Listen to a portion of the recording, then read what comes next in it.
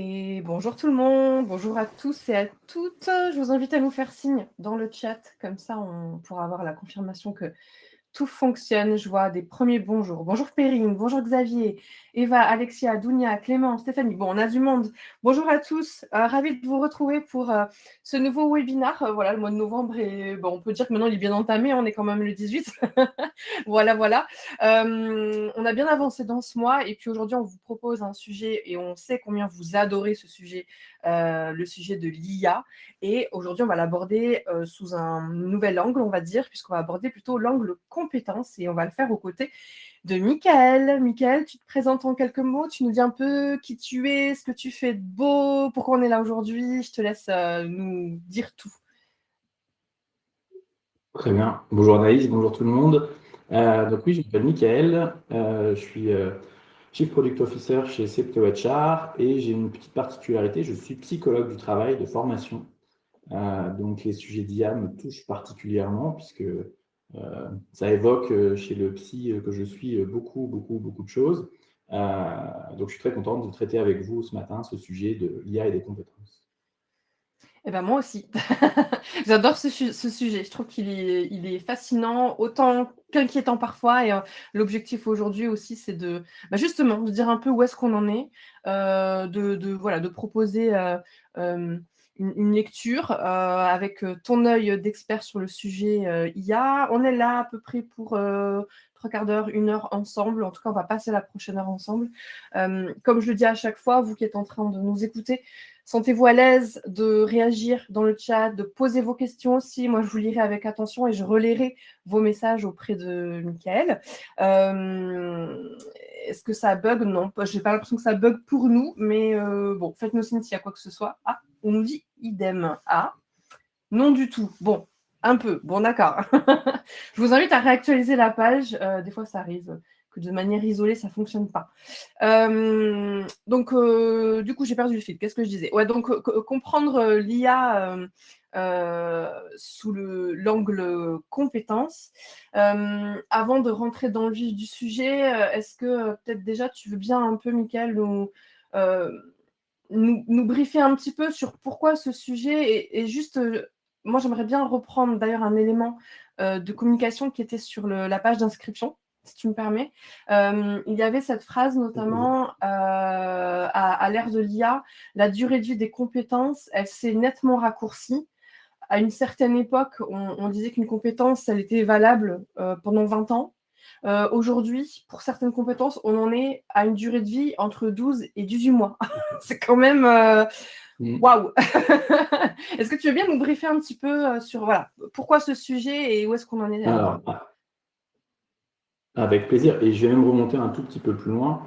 Ça fait donc 20 ans que j'accompagne des entreprises dans leur démarche d'informatisation de leur processus RH, et donc tout ce qui est compétences, GPEC, GEPP, fait partie de ce scope. Mais ça fait vraiment allez, 2-3 ans que beaucoup d'entreprises comprennent que la compétence va être un enjeu clé au sein de leur organisation. Ça fait du sens, ça c'est évident pour moi que avoir les bonnes compétences au bon endroit, c'est juste le métier de la RH. Savoir que les gens sont au bon endroit, sont bien dans leur travail, font correctement leur travail, le font dans les meilleures conditions possibles. C'est tout notre travail. Recruter les personnes avec les meilleures compétences, former les personnes pour qu'elles aient les bonnes compétences, travailler la mobilité des personnes pour qu'on aille sur les bonnes compétences, c'est le job complet de la RH. Et du coup, avoir cette vision par la compétence, c'est hyper important. Malheureusement, de par notre histoire, on sait que le législateur a un peu tordu le bras des entreprises pour les forcer à faire de la GPEC, et parfois même, cette terminologie a été sur du plan sociaux, donc c'est pas terrible, mais l'idée de gérer la compétence, c'est vraiment quelque chose qui est très important, et on va en parler un petit peu. Souvent, c'était difficile de gérer la compétence, parce que c'était des référentiels, on n'a pu pouvoir, parce qu'il y avait beaucoup de choses à faire. Et là, avec l'arrivée de l'IA, on va se rendre compte qu'on va pouvoir aller beaucoup plus vite, et tout ce qui était un petit peu fastidieux, dont on va parler juste maintenant, finalement, ça va être beaucoup plus simple de le faire, et du coup, on va pouvoir vraiment travailler avec cette notion de compétence grâce à l'IA, grâce à cet outil qui est assez formidable. Ouais, finalement, ça va pouvoir faciliter et alléger la lourdeur des process propres à la GEPP. Donc aujourd'hui, on va parler stratégie, on va parler de gestion des compétences, vous l'aurez compris, avec cette sphère IA tout autour. Histoire de se mettre dans le bain, on a un peu envie de vous challenger en vous posant une question. Alors, je vois Geneviève qui nous demande déjà pour le support. Oui, le support sera mis à disposition pendant le webinaire. Ne vous inquiétez pas, je vous le mettrai dans l'onglet au moment venu. Donc, une première question qu'on a envie de vous poser, histoire de prendre un peu la température, voir un peu où vous en êtes vous-même dans vos entreprises respectives. Qu'est-ce qui rend votre GEPP la plus difficile à piloter aujourd'hui ? Alors, je ne suis pas sûre de la formulation de la question. Qu'est-ce qui rend, en tout cas, plus difficile? Je ne vais pas y arriver. Waouh.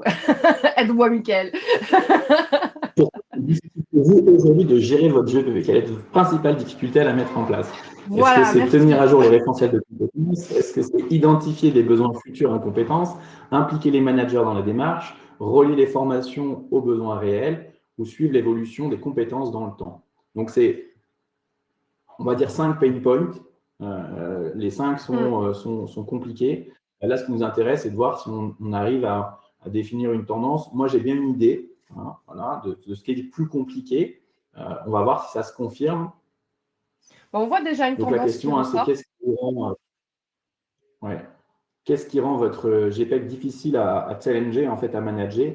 Est-ce que c'est tenir vos référentiels de compétences, identifier les besoins futurs en compétences, identifier les managers, impliquer les managers dans la démarche, relier les formations aux besoins réels ou suivre l'évolution des compétences dans le temps?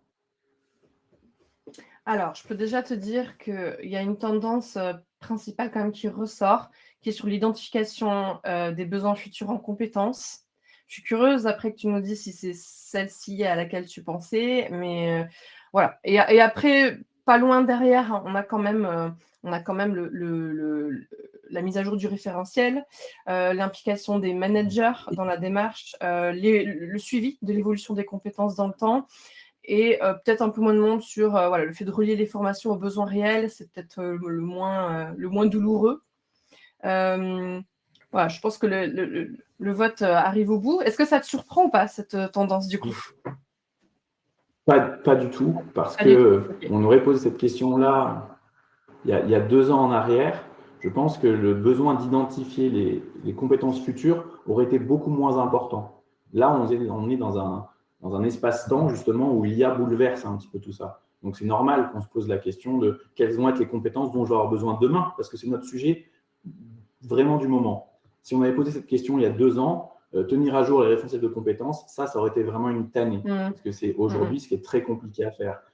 On va en reparler, mais mettre à jour la donnée, souvent, et en plus, si les managers ne jouent pas le jeu, ce qui en plus est quasiment au même niveau que tenir à jour les référentiels, parce que ce n'est pas vous, RH, qui pouvez le faire. C'est les managers qui doivent vous dire, tiens, ce métier est en train de changer. Vous n'êtes pas des spécialistes de l'ensemble des métiers que vous avez dans votre organisation. Vous les connaissez, c'est normal, mais vous n'en êtes pas des spécialistes. C'est pas vous qui pouvez savoir quelles sont les tendances de demain. Donc, c'est vraiment indispensable d'être soutenu par les managers. Le RH est le chef d'orchestre de l'organisation, de la gestion de la compétence dans l'organisation, mais s'il n'est pas soutenu par sa direction et s'il n'est pas soutenu par les managers, ça ne peut pas fonctionner. Et d'ailleurs, la première étape de la construction d'une GPEC, c'est bien évidemment que la direction soit partie prenante et vous donne le cap.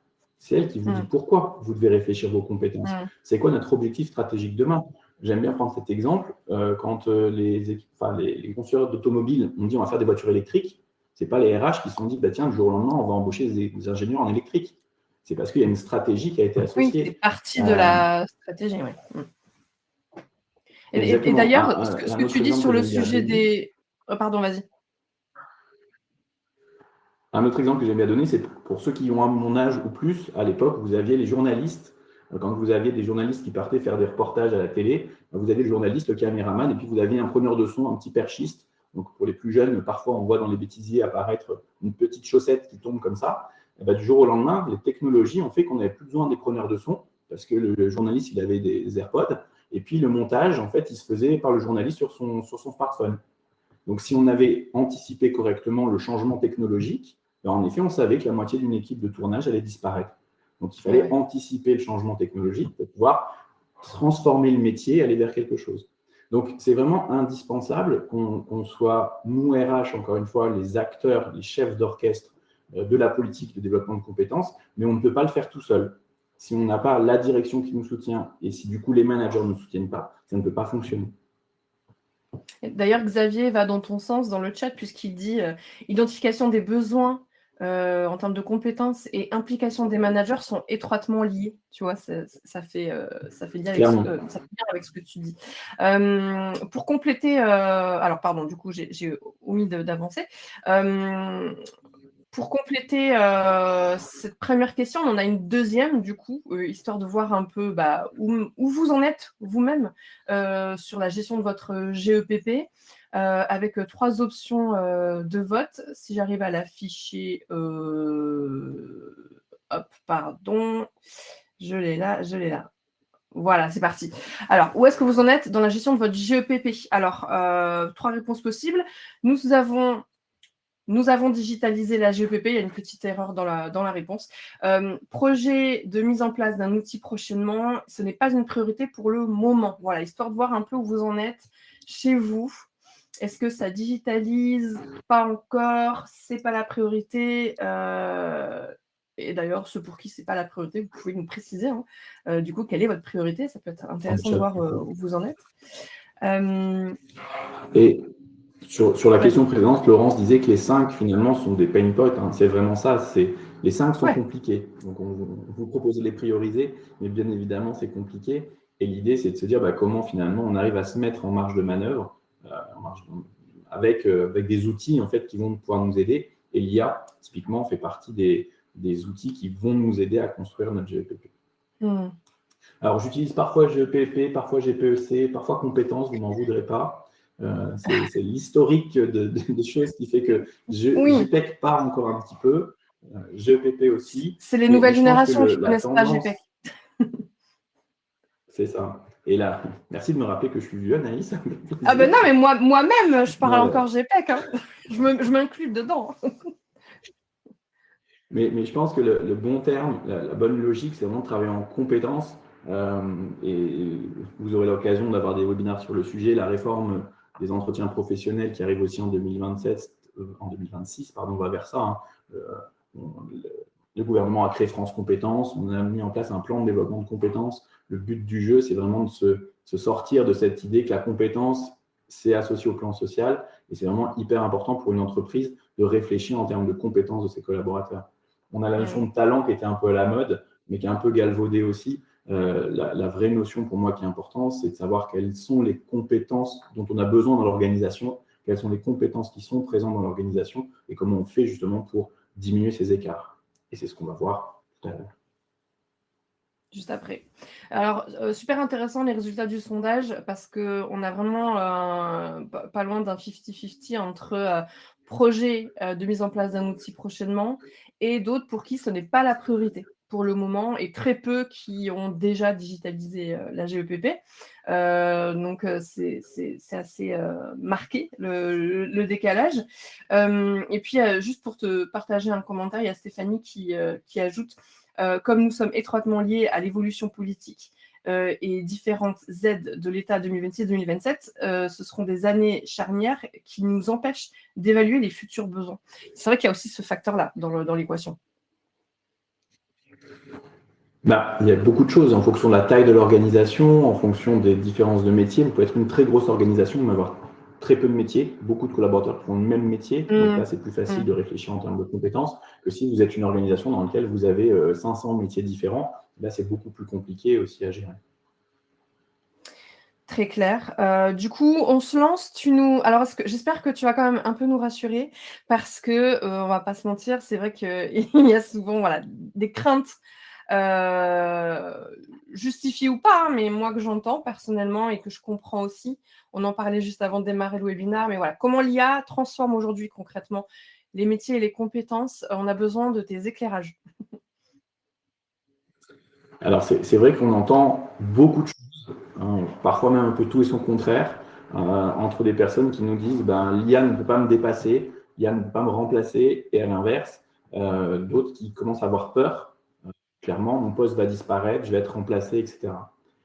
Je pense qu'un bon RH, aujourd'hui, c'est un RH qui est lucide, qui s'interroge et qui se questionne et qui va tester même ce que l'IA peut apporter.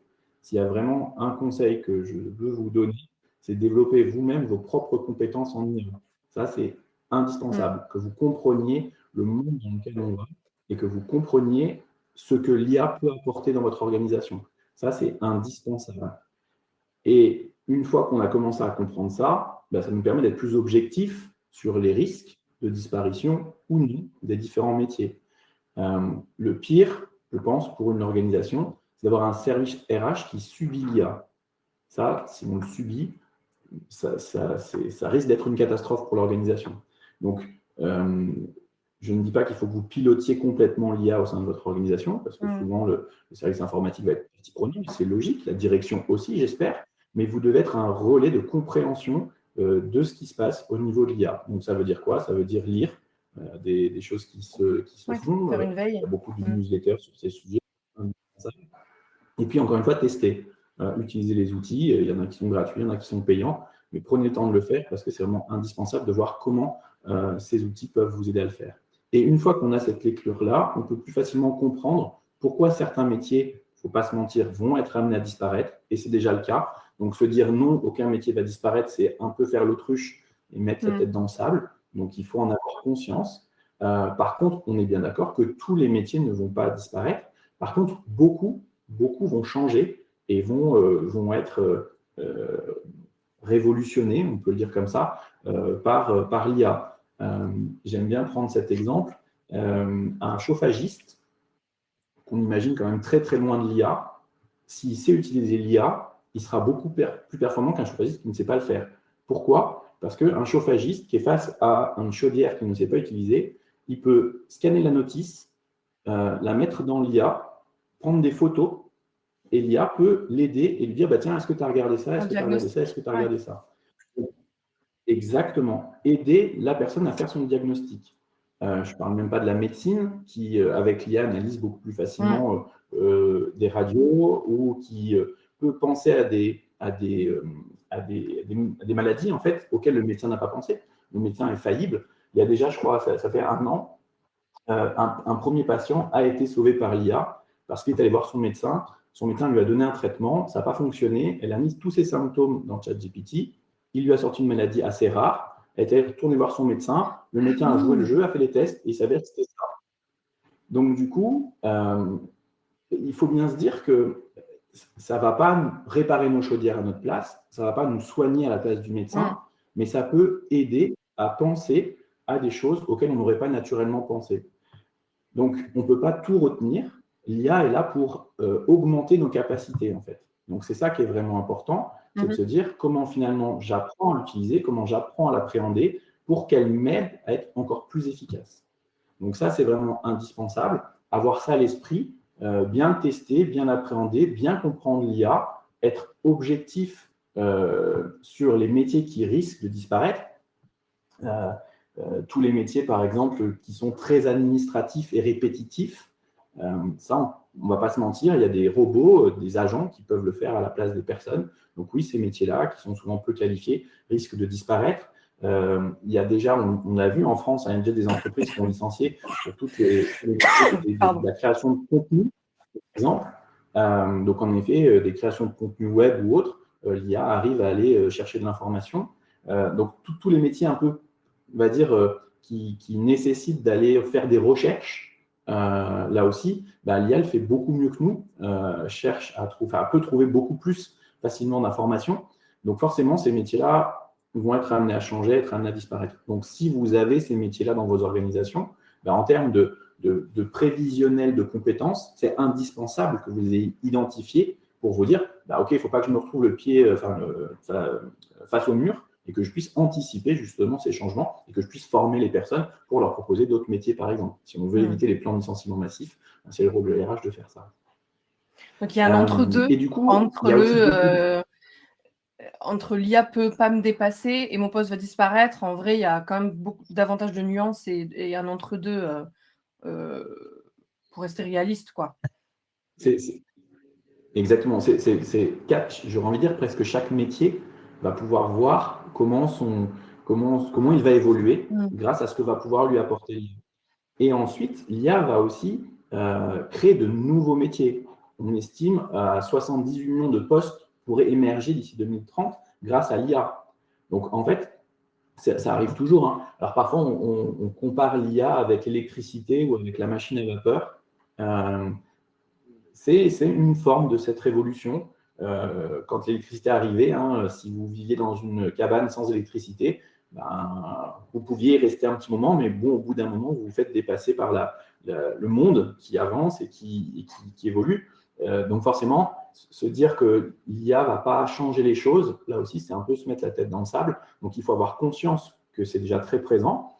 En Europe, pas trop, mais vous allez en Californie, vous allez en Chine, vous allez voir qu'ils sont beaucoup plus en avance que nous là-dessus. Ah oui. Et il faut en avoir conscience, il faut l'avoir à l'esprit, parce que le nier, ça aussi, c'est dangereux. 60% des brevets propres à l'IA proviennent de Chine. Autant vous dire que c'est un pays dont on n'a pas beaucoup d'informations, mais si vous avez des connaissances qui sont allées, ben vous dites, ben, il y a déjà des taxis qui conduisent tout seuls, il y a déjà des robots un peu partout, il y a déjà tout un tas de choses, ce qui existe déjà en Californie aussi, hein. Vous avez les voitures autonomes qui conduisent toutes seules, Ouais. vous pouvez acheter pour Les 17 000 livreurs. € un robot ménager aussi, si vous voulez. Voilà, les livreurs automatiques par drone, etc. Donc, en effet, hein, on y est. On ne peut pas se dire, oui, c'est dans 30 ans. Non, non, on y est. C'est demain ou après-demain. Donc, ça, il faut vraiment l'avoir en tête. Et c'est pour ça que c'est indispensable, du coup, d'adapter son référentiel de compétences ou ses référentiels en fonction de ces changements technologiques qui vont arriver. On se l'est dit au début, ce n'est pas vous tout seul, hein. C'est vous qui devez insuffler, expliquer, faire de la pédagogie auprès de votre direction et de vos managers sur attention, l'IA arrive et si on ne prend pas le tournant, ben, il y a des grandes chances pour qu'on se fasse dépasser. Si vous avez des services R&D, si vos développeurs n'utilisent pas des outils de coding d'IA, ben, vous avez de grandes chances quand même de passer à côté de quelque chose. Donc, c'est indispensable de challenger aussi vos managers sur ces sujets-là et de les questionner finalement sur, bah, à leur avis, comment l'IA va changer. Est-ce que ça va changer quelque chose profondément ou pas? Et en lien avec ça, quelles sont les compétences dont on aura forcément besoin demain pour ces métiers? Très bien. Bon, c'est quand même rassurant. T'écouter rassure, parce que je pense que potentiellement dans notre audience, hein, il y a des personnes, à juste titre, qui ont peut-être des craintes aussi. C'est peut-être aussi pour ça que vous êtes là, aujourd'hui. Donc c'est important, voilà, de recadrer les choses, et voilà, de tempérer un peu tout ce qu'on peut lire, voir un peu partout, c'est important. Ben, et puis c'est normal, et puis tu le disais, en fait, on est une société aussi qui s'est construite autour de nos compétences fortes, hein, de nos savoir-faire, de nos savoir-faire techniques, tu vois, de ce qu'on a appris à l'école, de ce qui est hyper important. Quand on est ingénieur, ben, on a appris à construire des ponts, à respecter des normes, à respecter tout un tas de choses. Ben, ok, on a appris, c'est dans notre tête, mais l'IA peut nous le dire beaucoup plus facilement maintenant. Mmh. Donc, tu parlais en introduction de cette chose un petit peu étonnante de se dire qu'aujourd'hui, le cycle de vie d'une compétence technique passe Ouais, quasiment de 30 30 ans, ans à quelques mois. ça c'est Ben, fou. en fait, quand tu étais Et en un même temps, enfant, c'est logique. tu vois, ta compétence technique, ce que tu as appris à l'école, bah, tu vas l'enrichir au fil des ans, mais c'est ce qui est ton socle de compétences fortes, parce que c'est ce que tu as appris à l'école, c'est ton métier. Et ça va changer un petit peu aussi. On pourra plus facilement changer de métier parce que justement, on pourra plus facilement accéder aussi à des savoirs, à des compétences techniques, à des savoir-faire qui sont plus facilement accessibles grâce à l'IA. Donc, la durée de vie, alors c'est un peu peut-être pas excessif, mais c'est un peu volontairement challengeant de se dire ça va diminuer, mais c'est quelque chose en termes de savoir-faire qui peut changer assez rapidement et qui peut s'acquérir plus facilement qu'avant aussi. Donc du coup, ça veut dire quoi? Ça veut dire que ce qui devient capital dans l'organisation, et ce n'est pas depuis l'IA, hein, ça fait déjà quelques temps, hein, moi j'entends toujours les savoir-être avant les savoir-faire. Dans mes organisations, on a souvent dit ça. Comment tu es bien dans l'organisation, c'est souvent plus important que ta technicité ou expertise. Si tu es un très bon expert, mais que tous tes collègues te détestent, ça ne va pas marcher. Donc, souvent, c'est un savant mélange qui devait se faire avant. Tu devais être un expert, mais il fallait que tu saches vivre avec les autres aussi. Mais sauf que maintenant, comme l'expertise technique, elle va être beaucoup plus volatile, bah, finalement, ce qui va être très important, c'est ta capacité à être bien avec les autres. Et puis, il y a certaines capacités de savoir-être qui vont être difficiles à utiliser avec l'IA. Le leadership, le management, les capacités de communication. Donc, finalement, tous ces savoir-être qui étaient parfois un petit peu anecdotiques aussi dans les référentiels, parce que souvent aussi, c'est des compétences qui sont un peu plus liées aussi à l'organisation. Par exemple, vous pouvez être un très bon leader, un très bon manager dans une organisation, et puis on va dans une autre organisation avec un manager toxique ou autre, ben vous n'êtes plus un bon manager, vous allez perdre votre savoir-être, vous allez perdre ce genre de choses, parce que c'est lié. Exactement.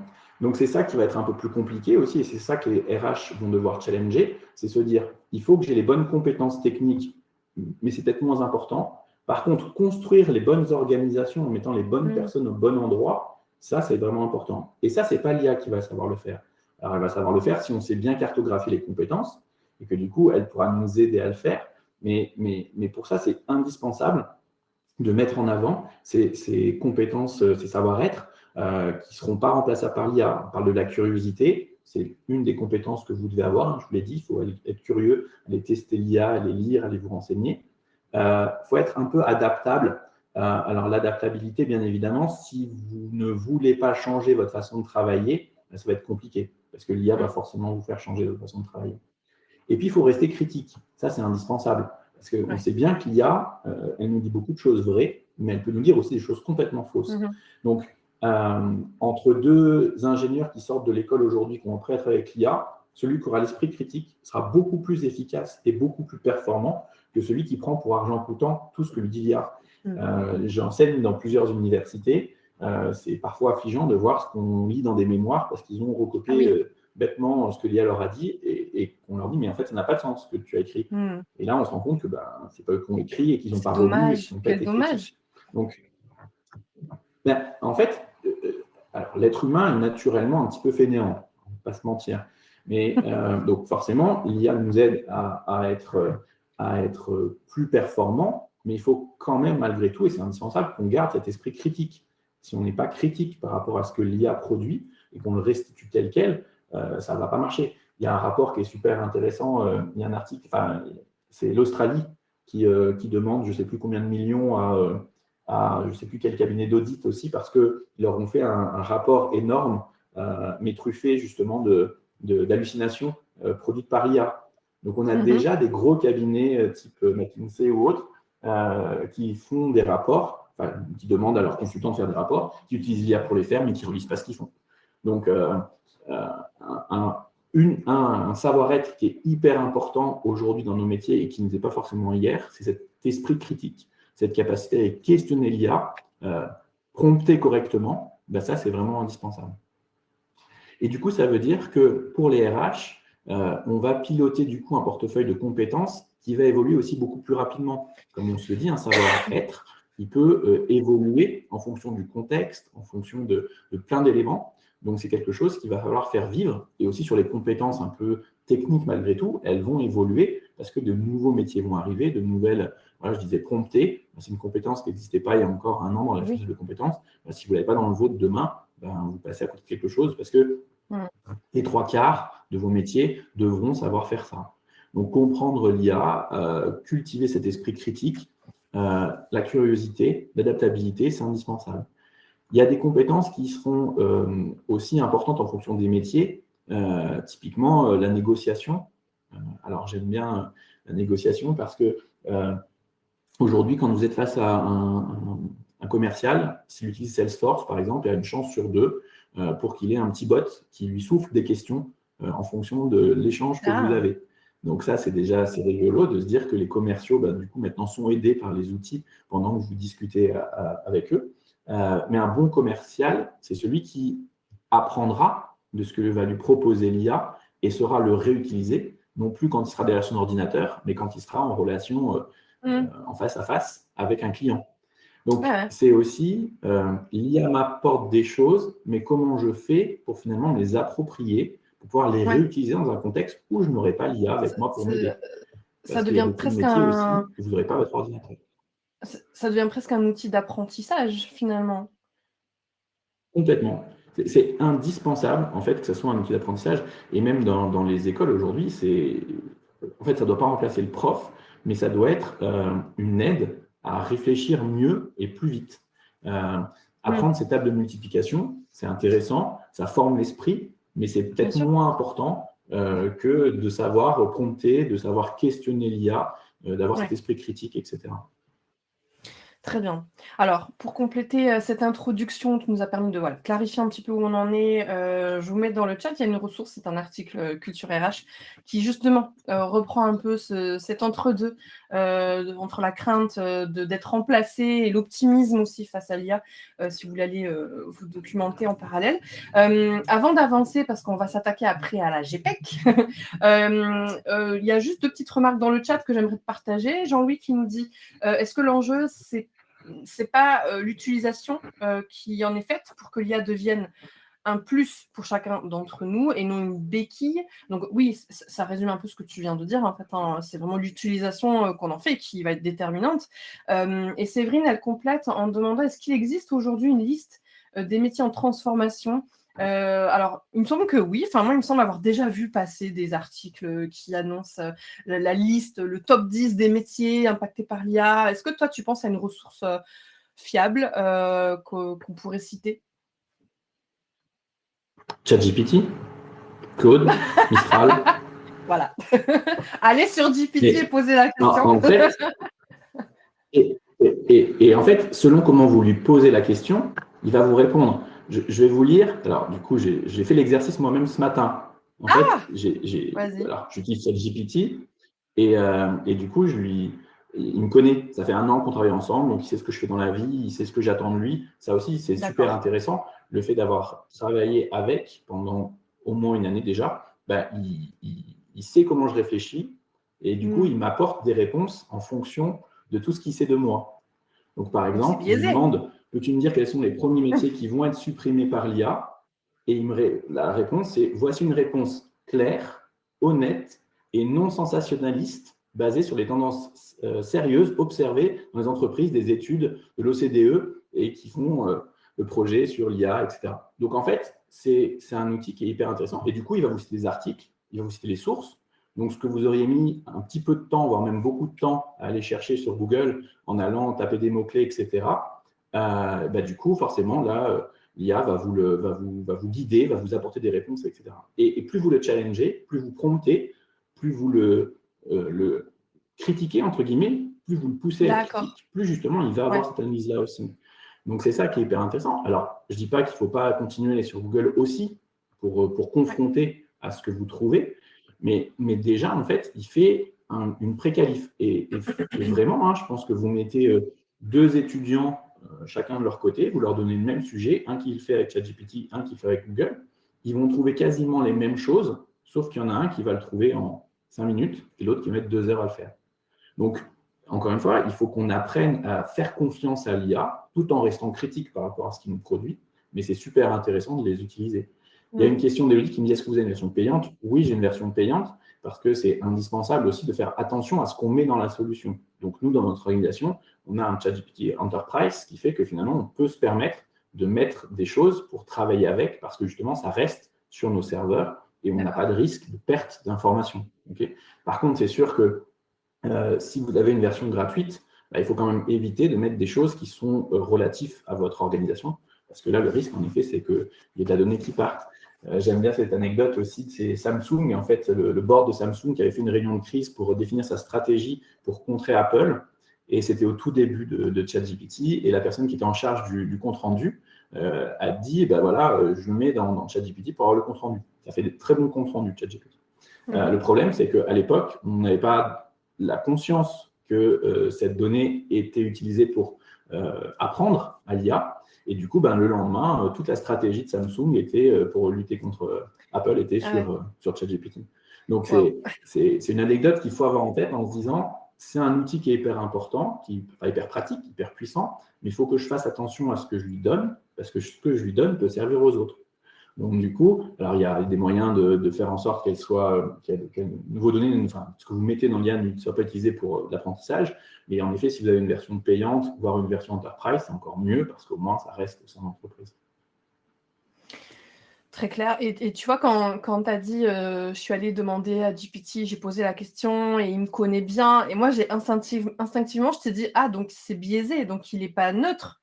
Et après, tu as dit un point très important, c'est le fait que comme tu le challenges régulièrement, que tu le confrontes régulièrement et que tu gardes cet esprit critique, en fait, c'est ça aussi qui permet à GPT, avec cette utilisation-là, de récolter du résultat objectif, le plus objectif possible finalement, et qui ne sera pas influencé par des conversations précédentes que tu as pu avoir avec lui, qui pourraient orienter ses réponses. Et c'est super important, parce que moi, tu as vu tout de suite, j'ai dit, ah, mais donc il est biaisé, mais tu vois, ça rejoint ce qu'on disait tout à l'heure, ça dépend de l'utilisation qu'on en fait, en fait.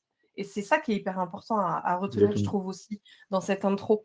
Oui, et la GEPP, eh bien, on y va. Désolée, on s'éternise un petit peu, mais c'est important de poser tout ce cadre aussi, parce que c'est aussi ce qui va conditionner la suite de ton intervention. On va parler effectivement GEPP avec déjà, alors on en a cité tout à l'heure, des points de douleur, mais on peut peut-être déjà refaire un peu tu peux nous refaire un point sur les défis avant d'avancer ensuite sur comment l'IA va pouvoir accélérer la GEPP? C'est très lié. En fait, on a vraiment ces défis qui sont hyper importants. Du coup, j'en rajouterai un au vu des résultats qu'on a eus sur la première question. Le premier défi, en fait, c'est de s'assurer, et là, l'IA ne peut pas trop nous aider, c'est de s'assurer de l'adéquation, enfin, que votre direction a conscience qu'une gestion des compétences est importante pour elle et pourra l'aider à mieux travailler. En gros, si vous commencez à faire votre GPEC toute seule dans votre coin, votre GEPP, pardon, ça ne fonctionnera pas. C'est indispensable que ça soit une démarche de l'organisation, de la direction, et qu'elle ait pleinement conscience que ça va lui apporter quelque chose. Parce que si ça, c'est pas fait, les managers, ils vous aideront pas beaucoup non plus. Donc, c'est vraiment indispensable que le top management soit conscient et impliqué dans ce projet pour que derrière, les managers vous aident à le faire. Et vous aident à faire quoi? Du coup, à faire en sorte que vos référentiels ne soient pas obsolètes. Par contre, ce qui est fastidieux, c'est de faire ce qu'on appelle, alors, il y a 20 ans, on faisait des fiches de poste à casser. Donc, ça voulait dire quoi? Les RH réfléchissaient dans leur coin aux métiers desquels ils allaient discuter avec les managers, et ils mettaient tous les managers dans une salle et ils leur présentaient la fiche de poste avec les missions, etc. Et puis, ils la cassaient, ils la déstructuraient et puis réfléchissaient en rajoutant des compétences ou autres, etc.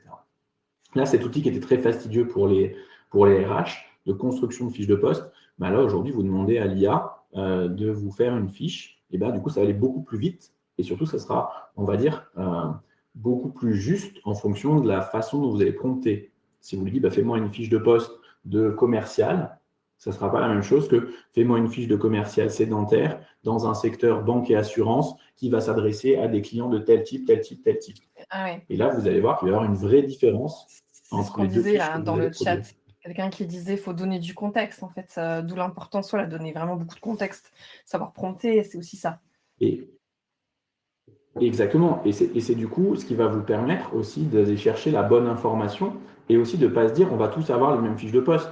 Parce qu'en effet, si je demande une fiche de poste de commercial, si tout le monde fait ça, on aura les mêmes fiches de poste partout. On est différents. Donc, ce qui est important, et on va parler un peu sur l'entraînement, plus vous donnez du contexte à votre IA, plus vous la nourrissez de ce que vous êtes en termes d'entreprise, en termes d'organisation, en termes de valeurs, etc., plus elle arrivera finalement à faire des fiches de fonction, des fiches de poste, des fiches métiers qui reprendront votre substantifique moelle, comme vous disiez quand j'étais à l'école, c'est-à-dire ce que vous êtes en termes d'organisation, et vous permettre d'avoir quelque chose de beaucoup plus juste. Et sur l'obsolescence, bien évidemment, l'intérêt, c'est qu'elle va nous challenger beaucoup plus vite. Là, aujourd'hui, qu'est-ce qu'on faisait pour se dire si la fiche de poste est toujours à jour? On sortait le classeur, on enlevait la poussière. Souvent, on faisait tous les 3 ans pour répondre à l'obligation légale. On remettait les managers dans une salle. On leur disait, alors cette fiche de poste, qu'est-ce qui a évolué, etc., etc. Bon, ça, c'est les pires. Ceux qui utilisent les entretiens annuels et ou professionnels aussi pour se questionner là-dessus, c'est mieux, ça nous permet de le faire plus régulièrement. Mais demain, l'IA, en fait, pourra nous dire, OK, j'ai enregistré cette fiche de poste, et on pourrait lui faire une alerte en disant, dès que tu vois que dans le même secteur d'activité, sur tel métier, il y a de nouvelles compétences qui émergent, bah, tu m'alertes. Et comme ça, on regarde avec le manager si ça évolue ou pas. Donc, l'idée, c'est de pouvoir se dire, je reprends mes fiches de poste, je les compare à ce que m'a trouvé l'IA, et je pourrais dire, bah, tiens, ça, en effet, cette compétence, elle est intéressante, ou non, au contraire, je garde ma fiche telle qu'elle était avant, et ça me permet, en fait, d'aller beaucoup plus vite dans la comparaison de mes référentiels, de mes fiches, avec ce qui se fait aujourd'hui, des tendances qui sont adoptées. Et du coup, ce qui est vraiment important, c'est aussi cette quantité de données, comme je vous le disais. Alors, soit en effet, on prenait le fichier qui est le classeur, bon, bah là, c'est très old school et très compliqué, mais souvent, on avait des clients qui prenaient quand même en compte ce qui se fait dans les entretiens, les évaluations à froid des formations, pour voir du coup si ça avait eu un impact sur la montée en compétences, si les compétences avaient progressé, etc., etc. Et ça, quand on le fait sous Excel ou dans du papier, c'est un peu compliqué. Donc là, avec des outils qui vous permettent de gérer le recherche de compétences, vos fiches de poste, les formations associées pour monter en compétences, les compétences qui sont évaluées lors du recrutement, par exemple, ben, toute cette masse de données, finalement, elle va nous permettre de sortir des tendances aussi et du coup, de construire plus facilement des parcours professionnels qui s'adaptent aux compétences dont vous avez besoin. Donc, avant, c'était un peu siloté. Vous avez dans un coin le service formation, dans un autre le service recrutement, dans un autre la personne qui gérait les compétences. Ben, si vous n'avez pas un outil qui rassemble tout ça, ça ne peut pas fonctionner parce que tout est lié. Encore une fois, je vous disais en introduction, l'objectif d'un service RH, c'est de pouvoir identifier quelles sont les compétences clés pour pouvoir produire ce qu'on a à produire, un service, un outil, quelque chose, etc. Et si je n'ai pas les bonnes compétences au bon endroit, bah, le risque, c'est que ça n'arrive pas à produire ce que je dois produire, que l'organisation doit produire. Et là, du coup, l'intérêt, c'est d'en mettre tout dans un même outil. Je vais savoir quelles sont les compétences dont j'ai besoin. Je vais pouvoir, grâce aux entretiens, identifier les écarts. Soit je recrute parce que j'ai des écarts qui sont trop importants avec ce dont j'ai besoin, soit je peux former les gens aussi pour pouvoir justement diminuer les écarts et proposer une évolution professionnelle, par exemple, à un collaborateur. Donc, il y a tout un cercle vertueux aussi associé à ça, puisque guerre des talents, ça aussi, ça fait 10 ans que je l'entends, mais on voit que le marché du travail aussi se crispe un petit peu parce que justement, comme on est en train de se dire que les métiers vont changer, vont évoluer, peut-être vont être remplacés, bah, comment je recrute, quels sont les profils dont j'ai besoin, quelles sont les compétences dont j'ai besoin. Donc ça, c'est un peu plus compliqué. Donc du coup, c'est très important pour moi de fidéliser aussi les collaborateurs que je considère comme ayant les compétences qui sont indispensables pour moi et du coup mettre en place des parcours professionnels pour montrer à ces collaborateurs que justement on veut les faire évoluer et les rassurer. Il y a des articles qui disent que plus on met en place tôt une politique de gestion de l'IA dans l'organisation, plus ça fait plaisir, ça rassure les collaborateurs et plus ça va les aider à monter en compétences. Donc plus ils vont rester aussi et meilleurs ils vont être. Donc, il y a vraiment un cercle vertueux à réfléchir en termes de compétences parce que normalement, ça nous rend plus performants et ça fidélise les collaborateurs. Donc, c'est vraiment important d'avoir cette démarche de GEPP avec une notion de données, de data driven, c'est-à-dire toujours mise à jour, qui soit connectée à la réalité du terrain avec les managers qui poussent, on pousse aux managers aussi de l'information pour le challenger sur les compétences et les missions qui sont nécessaires sur ces métiers et surtout comment elles évoluent derrière. Alors, je vois quelques questions passer, je vous propose que je les garde au chaud et on reviendra à la fin sur les quelques questions, histoire qu'on puisse, parce que je vois le temps qui défile et on aimerait quand même que vous repartiez avec voilà, un plan d'action, parce que tu as prévu de nous partager un plan d'action aussi. Déjà, comment l'IA, dans les grandes lignes, et après tu pourras le creuser sur le plan d'action, mais comment l'IA peut accélérer la démarche GEPP au final, à quelles étapes? Le premier, c'est vraiment sur le travail du contenu de la donnée. Ça, c'est vraiment très compliqué aujourd'hui de rédiger ces références de compétences, ces fiches de poste, de les faire vivre. C'est vraiment aujourd'hui ce qui freine la plupart des entreprises parce que justement, elles ne savent pas comment les faire évoluer, elles ne savent pas comment les faire travailler les managers dessus, etc. Donc forcément, il faut un outil informatique. Ça va beaucoup plus vite que si vous le faites tout seul via ChatGPT, c'est possible, mais c'est un peu plus compliqué. Et du coup aussi, l'idée, c'est si vous avez un outil qui est connecté, c'est de se dire, je regarde les CV qui ont été reçus, je me classe les 10 meilleurs et je regarde les compétences des 10 meilleurs qui ont été présélectionnés sur cette offre. Est-ce que, du coup, ça ne nécessite pas de dire, tiens, cette compétence, elle revient systématiquement sur ces nouveaux profils. est-ce ça vaut pas le coup peut-être que je fasse évoluer ma fiche de poste? Est-ce que ça vaut pas le coup que je challenge lors des entretiens de recrutement ou même dans les entretiens de performance mes collaborateurs sur cette compétence pour leur demander si c'est pas en train de devenir une compétence clé. Donc, c'est la centralisation de l'ensemble des données dans un outil qui va nous permettre de mettre une couche d'IA dessus pour nous poser les bonnes questions sur toute la matière qu'on a. Parce qu'encore une fois, en RH, on a énormément de données, mais comme on le fait avec nos mains et nos cerveaux, parfois c'est compliqué. Et on l'a dit tout à l'heure, l'IA, elle est là. Pourquoi? Pour nous optimiser, c'est-à-dire que ce qu'on fait de façon fastidieuse, là, l'IA va nous aider à mettre en évidence certaines choses. Et donc, toute l'automatisation, tout le traitement de cette fiche de poste, de ces compétences, enfin de ces référentiels de compétences, de ta donnée qui est dans les entretiens ou dans les candidatures, c'est quelque chose que je vais pouvoir travailler beaucoup plus facilement.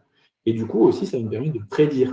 Donc là, on est autant autonome, enfin, tout le point, c'est quelque chose qu'on fait difficilement, prédire, et pourtant, c'était un des enjeux de la GPEC, c'est quelque chose qu'on a eu beaucoup de mal à faire. C'est-à-dire comment je peux regarder des signaux faibles dans les entretiens qui me permettent de dire que ce métier va changer ou que les gens ont envie de partir ou ne se sentent pas bien, etc. Donc, l'IA sait analyser beaucoup plus facilement des tendances. Elle pourra les chercher aussi à l'extérieur, de se dire, voilà, des offres sur tel type de poste. Il y a un an, il y en avait 200. Aujourd'hui, il n'y en a plus que 100. Qu'est-ce que ça veut dire? Est-ce que c'est bizarre? Donc, ça ne sera pas toujours juste ce qu'elle va nous dire, mais en fait, elle sera là aussi pour nous questionner. Donc, le temps qu'on va gagner à ne plus faire des tâches à faible, un peu administratives, à faible valeur ajoutée, mais en fait, elle va nous questionner, elle va nous interroger, et ce sera à nous finalement de challenger l'IA pour se dire, OK, elle me fait penser à ça, est-ce que c'est juste ou pas? Est-ce que c'est une vraie tendance? Est-ce qu'il y a quelque chose à creuser? Elle me remonte que telle personne, elle a analysé de ses entretiens des signaux faibles de risque de départ. OK, je vais peut-être aller la rencontrer. Chose que je n'avais pas le temps de faire avant parce que j'avais des convocations à envoyer où je devais lire un par un les entretiens papier qui étaient réalisés. Ça te permet réalisés. d'être plus Donc l'idée, alerte. c'est vraiment de se dire, exactement, d'être beaucoup plus réactif en fait que ce qu'on était avant et de peut-être mettre en évidence des choses qu'on ne voyait pas quand on était sur une démarche un peu plus papier. Et du coup, bien sûr, le dernier point, c'est de personnaliser les éléments, avoir des recommandations en termes de formation, sur de la mobilité. C'est assez important et c'est un peu le sens de la GEPP, construire des parcours professionnels. Alors, ça veut un peu tout dire et n'importe quoi. Il y a des entreprises, c'est plus facile, des organisations, c'est plus facile de faire des parcours professionnels. Donc, quand vous avez des métiers où vous pouvez avoir un plan de carrière à vie, c'est plus facile que quand vous êtes dans une organisation où c'est moins évident d'avoir des passerelles entre métiers. Mais c'est important de se challenger là-dessus, de se challenger sur la mobilité des gens et en fonction des compétences qu'un collaborateur a, pouvoir avoir des compétences requises sur des emplois ou des postes et pouvoir faire des matchings et se dire, tiens, ce collaborateur, il match plus ou moins en termes de compétences et quelles sont les formations qu'il devrait mettre en place pour lui permettre d'atteindre le niveau de compétences qui nous intéresse. Donc, il y a des vrais enjeux autour de la personnalisation des parcours professionnels et l'IA va être beaucoup plus efficace parce qu'elle va calculer des proximités qu'on avait un peu de mal à calculer à la main ou avec Excel. Ouais. Donc, on voit clairement comment l'IA, là, a un rôle d'optimisation et devient presque un partenaire, un assistant pour le RH. Alors, je vois vraiment pas mal de questions. Je suis un peu frustrée, mais j'ai quand même envie d'en prendre une et puis on en gardera une. On en gardera pardon, pour la fin. Mais il y a Perrine qui pose une question. Alors, c'est peut-être une question qui nourrit un peu les légendes autour notamment des ATS, la lecture des CV. Elle dit, est-ce qu'il y a des CV qui ne peuvent pas être lus par l'IA en fonction des formats utilisés? On entend souvent le truc de, il faut pas, attention, les ATS et peut-être potentiellement l'IA ne va pas lire du PDF ou ne pas lire du Word ou pas les images. C'est quoi la réalité autour de ces croyances? Il n'y a pas de réalité parce que chaque ATS utilise des outils différents de lecture de CV. Donc, c'est comme dire, il y a un CV standard qui fonctionne à chaque fois, ça ne marche pas. Et je lisais un article il n'y a pas très longtemps qui disait que justement, donc depuis le début, souvent les gens utilisent l'IA pour faire leur CV, mais les ATS reconnaissent maintenant les CV qui sont faits par l'IA. Donc, du coup, en gros, ils refusent les CV qui sont faits par l'IA. Donc, ça aussi, ça conduit à la légende, je ne sais pas. Moi, aujourd'hui, dans mon ATS, ça ne marche pas comme ça. Mais voilà, peut-être qu'il y en a qui existent. Si vous utilisez un ATS qui repère les CV faits par l'IA, dites-le nous dans le chat, c'est intéressant. Ce que je pense qui est important, en fait, c'est qu'il faut arrêter de se dire que l'IA va nous remplacer. L'IA Act est radical là-dessus. Il dit que une décision qui doit être prise par un humain ne peut pas être prise par l'IA. Donc, en gros, si votre ATS rejette sans votre avis une candidature, il faut changer d'ATS parce qu'il ne respecte pas l'IA Act. L'ATS, il peut être là pour quoi? Il peut être pour vous dire, vous avez 200 CV, je vous mets en haut ceux qui me semblent être les plus pertinents. Après, à vous d'aller les lire. Si vous voulez lire les 200, vous avez le droit de lire les 200. C'est juste que normalement, ceux qui seront en bas seront ceux qui matchent le moins avec les compétences que vous aurez identifiées. Et pareil, plus vous avez appris à votre ATS, plus vous l'avez prompté, plus il sera aussi ce que vous recherchez. Et j'aurais envie de vous dire, si vous lisez les 200 CV, il y en a peut-être certains où vous allez avoir notre téléphone qui va sonner en même temps et vous allez décrocher et vous allez passer à côté parce que vous aurez été dérangé par quelqu'un qui va venir vous poser une question ou autre. Donc, l'IA est faillible aussi. L'IA est juste là pour vous aider, entre guillemets, à pré-mâcher le travail. Pour autant, elle ne peut pas vous remplacer dans le traitement des candidatures. Donc ça, c'est vraiment important. Et gardez à l'esprit que votre ATS ne doit pas rejeter un CV. S'il le rejette, il n'est pas en adéquation avec l'IA.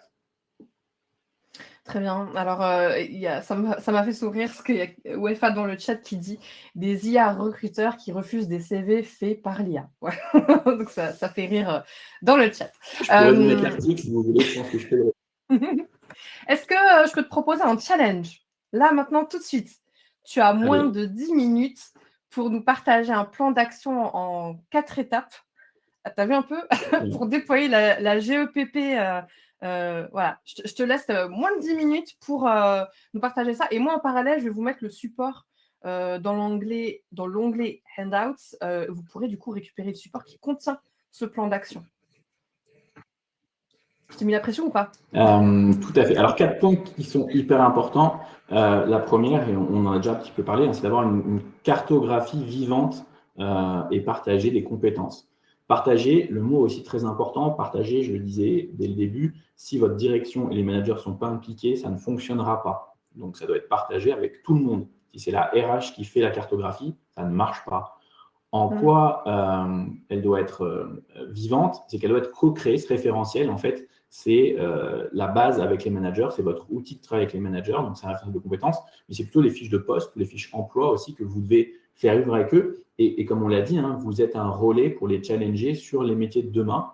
Donc, c'est un support que vous allez leur adresser en leur disant « Ok, ça, c'est important aussi que tu te questionnes sur ton métier, sur les évolutions, sur les outils et sur les compétences que les gens qui sont sur ce métier doivent utiliser. » C'est indispensable. C'est même quelque chose qui devrait être dans les fiches métiers de chaque manager. Si on ne l'a pas, c'est un manager qui ne fait pas son bon job de manager. Donc ça, c'est vraiment indispensable de l'avoir en tête. Vous êtes juste le chef d'orchestre. C'est hyper important. Vous êtes le chef d'orchestre de la co-construction de ces référentiels, mais vous devez le faire forcément avec les managers. On avait historiquement un peu un pain point aussi qui était de lutter contre l'obsolescence de ce référentiel.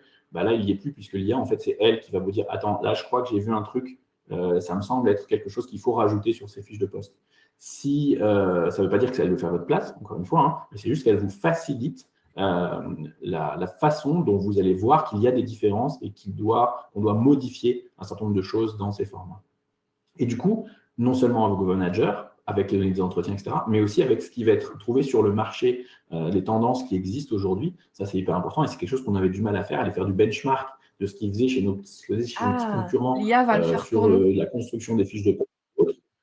Exactement. Là, l'IA va le faire plus facilement. Avant, vous appeliez vos potes RH qui étaient dans une autre boîte et vous dites, tu peux me dire là, sur ces fiches-là comment tu faisais. Là, vous pouvez toujours continuer à le faire. Ça marche très bien aussi. Mais sauf que l'IA, pour aller un petit peu plus loin et vous donner aussi quelques brides. Je fais un peu de teasing pour une autre réforme qui va arriver en 2026, la réforme sur la transparence salariale. On va s'amuser. Et du coup, là, l'IA va être un outil assez intéressant qui va nous permettre aussi de récupérer de la donnée. Alors, on devra la questionner, s'assurer qu'elle est juste, mais au moins, on aura plus facilement accès à la donnée que ce qu'on avait avant. Donc ça, c'est vraiment important. Construire cette cartographie, la faire vivre, la faire évoluer, et bien évidemment, vous dire que vous n'êtes pas les seuls, que vous devez le faire obligatoirement avec votre direction et avec les managers. Le deuxième point hyper important, c'est développer vite et juste. Alors, c'est quoi développer? C'est en fait prioriser les compétences à développer. Okay, non pas de coder, c'est vraiment juste de se dire, OK, ben, quelles sont les compétences qui sont indispensables pour moi? Et ça, on l'a dit, les compétences liées à l'IA, savoir prompter. Si dans vos organisations, vous n'avez pas mis en place un certain nombre de formations pour expliquer à vos collaborateurs ce qui va changer par rapport à l'IA, vous êtes déjà en retard. Donc, il y a énormément de choses à imaginer. J'ai une cliente qui fait les jeudis de l'IA. Donc, tous les jeudis à midi, en fait, les gens peuvent venir poser des questions à des ambassadeurs IA sur, bah, tiens, j'ai cette question sur ce métier, c'est quoi le meilleur outil que je peux utiliser, comment je peux faire, etc., etc. Donc, vous avez une vraie vocation à aider vos collaborateurs à utiliser ces outils d'IA. C'est dans notre ADN de RH, ça aussi, de développer ces compétences liées à l'IA. Alors, ça va passer parfois par des compétences qui ne sont pas forcément directement liées à votre organisation. C'est quoi le meilleur outil pour faire les meilleures recettes de cookies, peut-être. Mais derrière, en fait, c'est apprendre à prendre en main les outils pour derrière les utiliser aussi de façon professionnelle. Parce que l'intérêt de ces outils et ce qui fait qu'ils sont facilement utilisables, c'est qu'on les utilise aussi dans notre quotidien. Donc, je ne sais pas, la machine à vapeur, avant qu'on l'ait chez nous pour faire quelque chose, ça a pris un peu de temps. Là, l'IA, c'est déjà dans vos foyers et c'est déjà utilisé. Donc, si vous ne l'utilisez pas dans l'organisation de l'entreprise, ça ne fonctionnera pas. Donc, c'est vraiment indispensable de bien aider les collaborateurs à développer leurs compétences qui sont indispensables, bien évidemment liées à l'IA, et aussi d'accélérer ces parcours de développement et la mobilité de vos collaborateurs. Bien réfléchir aussi à comment on va transformer les métiers, comment ils vont se transformer. On sait qu'il y en a qui vont disparaître. Si vous le niez, vous ne serez pas crédible. Donc, identifiez-les, sachez qu'ils existent et construisez des plans d'évolution. En fait, si vous donnez l'impression à vos collaborateurs que vous mettez la tête dans le sable, ben, ça ne peut pas fonctionner. Donc, ayez conscience des évolutions technologiques et construisez du coup des plans d'action liés à ça, ce qui vous permet d'adapter en fait les formats de vos formations, de mettre en place ce qu'il faut justement pour aider les collaborateurs à monter en compétences sur ces sujets-là.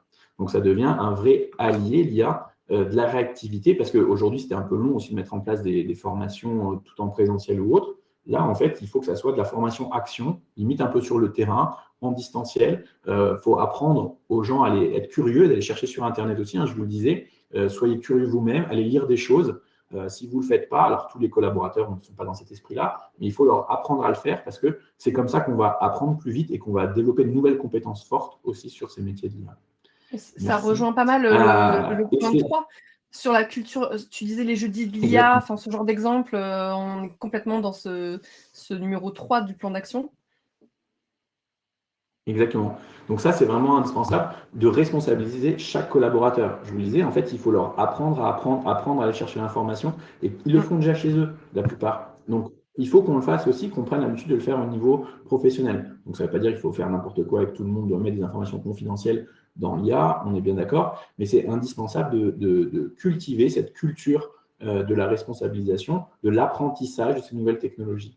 C'est indispensable d'impliquer les managers, bien évidemment, on l'a déjà dit, et de créer du coup un espace d'apprentissage collectif. Donc, je parlais des jeux de l'IA, mais ça peut être toute proposition que vous faites en fait pour monter en compétences, aider vos collaborateurs à monter en compétences.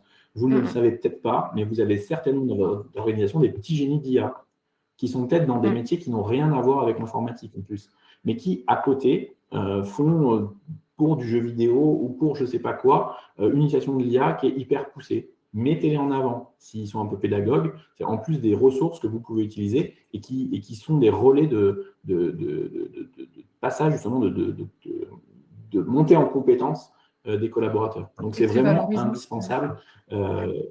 Et bien évidemment, on fidélise, on les valorise. Donc, c'est très intéressant. Et donc, c'est aussi quelque chose qui doit s'ajuster, se piloter. Finalement, on continue. Hein. Le premier, c'était de se dire, l'outil va me permettre d'avancer plus vite et du coup de mettre à jour plus rapidement les données.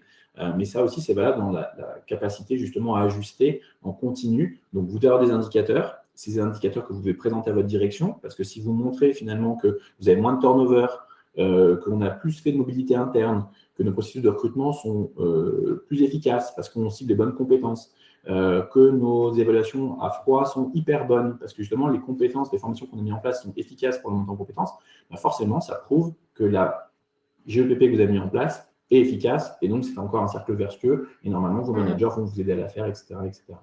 Ça va vous permettre d'anticiper aussi, pardon, en français, et du coup aussi de réfléchir mieux aux besoins de demain, et donc d'avoir les bonnes personnes, encore une fois, au bon endroit. Donc ça, c'est indispensable. Et bien évidemment, je vous en ai déjà parlé, les managers et le CODIR doivent être partie prenante. C'est à eux que vous devez expliquer que les compétences, la gestion des compétences, c'est hyper important pour pouvoir piloter concrètement une organisation. Je crois que c'est un message fort. C'est un message fort de ce webinaire, l'implication de toutes les parties prenantes, c'est important. C'est ressorti à plusieurs reprises et ça me démontre bien à quel point c'est important. Quelques petits mots sur Septéo et après, j'ai une question à te partager qui sera peut-être la conclusion de ce webinaire, ça y est, on a atteint notre heure. Quelques mots, vas-y. Oui.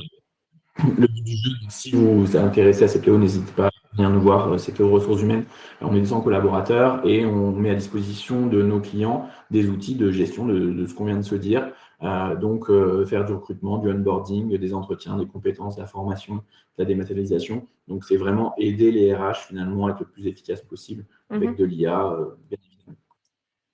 Et un point crucial, voilà, point crucial, on a besoin de vous aussi. Tu as un appel à lancer? Oui. Exactement. Il y a déjà 1 an, on a lancé notre premier baromètre sur l'IA et la fonction RH. Donc, on avait eu à peu près 200 RH qui nous avaient répondu. Donc, c'était super intéressant. On avait déjà, il y a 1 an, une tendance avec, alors, c'est pas très long, hein, ça, il y a une vingtaine de questions. Mais du coup, ça, on a envie d'avoir la V2 maintenant et de voir ce qui s'est passé pendant 1 an, de voir quelles ont toutes les évolutions, comment les RH ont perçu pendant cette année leur métier face à l'IA. Donc, si vous avez 5 minutes pour remplir ce petit questionnaire, sachant que du coup, quand vous remplissez, on vous donne accès aux résultats. Donc, ça aussi, je trouve que c'est assez intéressant en termes d'RH, d'avoir une perception de vous, comment vous vous situez par rapport aux autres. Donc, ça, c'est super intéressant. Donc, si vous avez 5 minutes, n'hésitez pas à le remplir. C'est vraiment très bien. Et on vous a mis aussi l'URL, donc le lien de participation dans la conversation. Et on vous l'aura aussi dans le support en cliquant sur le petit bouton Je participe, donc dans le support, sur l'écran. Donc, n'hésitez pas. C'est vraiment très, très intéressant de pouvoir se comparer aussi en termes d'RH dans l'organisation. Donc, n'hésitez pas à le remplir. Et on a besoin de cette donnée aussi pour mieux saisir, comprendre l'usage de l'IA. Alors, en conclusion de ce webinaire, j'avais une question. Xavier, tout à l'heure, a dit, est-ce que la fiche de poste, elle a encore un avenir? Et je te laisse sur cette question et du coup, transformer ça en conclusion du webinaire. En fait, la fiche de poste, celle que vous connaissez, non, elle n'a pas d'avenir. Elle doit, comme nous, se transformer, en fait. Notre métier est en train de se transformer avec l'IA, mais il faut se poser la question de quelle forme cette fiche de poste doit avoir demain grâce à l'IA. Je dis toujours à mes étudiants, il n'y a pas de fiche de poste miracle. En fait, elle doit répondre et elle doit retranscrire toutes les informations qui sont pertinentes pour vous dans votre organisation. Est-ce que j'ai besoin de mettre les missions? Est-ce que j'ai besoin de mettre les compétences? Est-ce que j'ai besoin de mettre les liens hiérarchiques? Est-ce que j'ai besoin de mettre les personnes avec qui je travaille? Est-ce que j'ai besoin de mettre ma rémunération? Chaque organisation a sa propre réponse. Et comment l'IA va m'aider à faire en sorte que cette fiche de poste, cette fiche fonction, cette fiche métier soit la plus évolutive possible demain, c'est à vous de le définir. Donc, au même titre que vous allez apprendre à utiliser l'IA, questionnez-vous sur le contenu de cette fiche de poste, sur ce qu'elle apporte à votre organisation, et questionnez-vous avec l'IA pour le faire. Parfait, c'était une très belle conclusion pour le coup. Conclusion. On est arrivé au bout. Au vu de vos réactions, j'ai l'impression que le sujet vous a emporté et on en est ravis. Moi, je vous retrouve très vite parce que là, on enchaîne. On a encore plein d'autres éditions à venir. Dès jeudi, on parlera handicap. Alors, on change de sujet, rien à voir avec l'IA, mais on parlera handicap et des leviers à activer pour rendre visible ce sujet qui est encore pas mal invisibilisé dans les entreprises. Donc, rejoignez-nous jeudi si ce sujet vous intéresse. Et puis, en attendant, écoute, déjà, Mickaël, je te remercie beaucoup pour la générosité dont tu as fait preuve pendant cette heure. Le support, il est dans l'onglet Handouts et vous recevrez l'accès au replay dans la journée par mail. Merci à tous. Merci, Mickaël, et à très bientôt. Merci à toi, Naïs. À bientôt. Merci. Bonne journée. Au revoir tout le monde.